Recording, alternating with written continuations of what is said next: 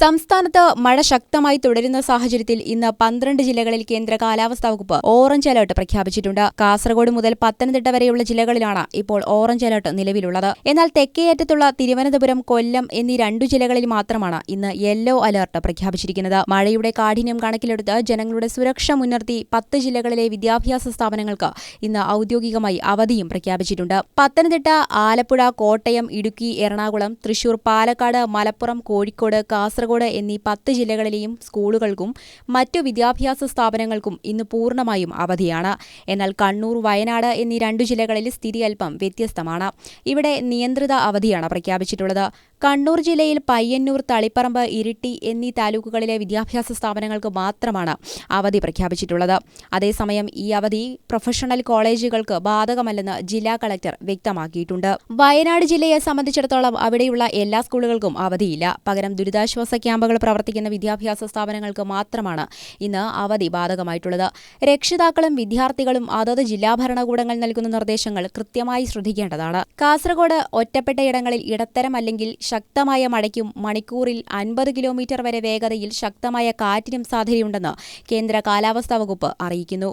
കോട്ടയം ജില്ലയെ സംബന്ധിച്ച് നോക്കിയാൽ മീനച്ചിൽ, മൂവാറ്റുപുഴയാർ തുടങ്ങിയ നദികളുടെ കരകളിൽ വെള്ളമുയരാൻ സാധ്യതയുണ്ട്. താഴ്ന്ന പ്രദേശങ്ങളിലും വെള്ളക്കെട്ട് രൂപപ്പെടാൻ ഇടയുള്ളതിനാൽ ആളുകൾ ജാഗ്രത പാലിക്കേണ്ടതുണ്ട്. കോട്ടയത്തിന്റെ മലയോര മേഖലകളായ തീക്കോയി, കൂട്ടിക്കൽ, എരുമേലി, മുണ്ടക്കയം തുടങ്ങിയ ഭാഗങ്ങളിൽ ഉരുൾപൊട്ടലിനും മണ്ണിടിച്ചിലിനും ഉള്ള സാധ്യത മുൻകൂട്ടി കണ്ട് പ്രത്യേക നിരീക്ഷണം ഏർപ്പെടുത്തിയിട്ടുണ്ട്.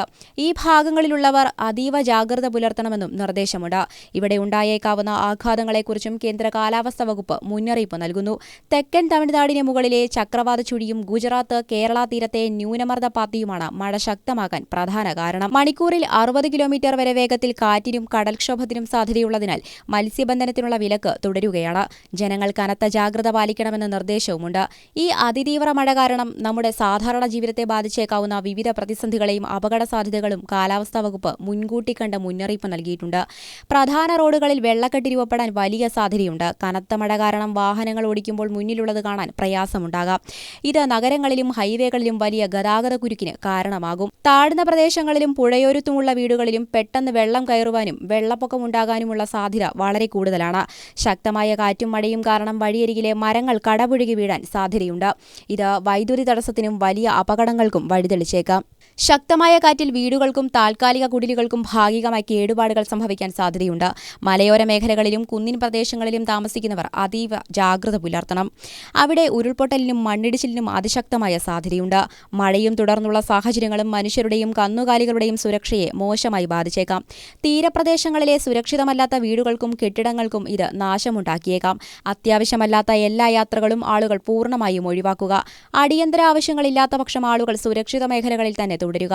നദീതീരങ്ങളിലും ഉരുൾപൊട്ടൽ സാധ്യതയുള്ള മലയോര മേഖലകളിലും താമസിക്കുന്നവർ അധികൃതർ ആവശ്യപ്പെട്ടാൽ ഉടൻ തന്നെ ക്യാമ്പുകളിലേക്ക് മാറാൻ തയ്യാറാവുക. ഔദ്യോഗികമായി നൽകുന്ന മുന്നറിയിപ്പുകൾ റേഡിയോ, TV അല്ലെങ്കിൽ മറ്റ് മാധ്യമങ്ങൾ വഴി കൃത്യമായി ശ്രദ്ധിക്കുകയും അവ കൃത്യമായി പാലിക്കുകയും ചെയ്യുക.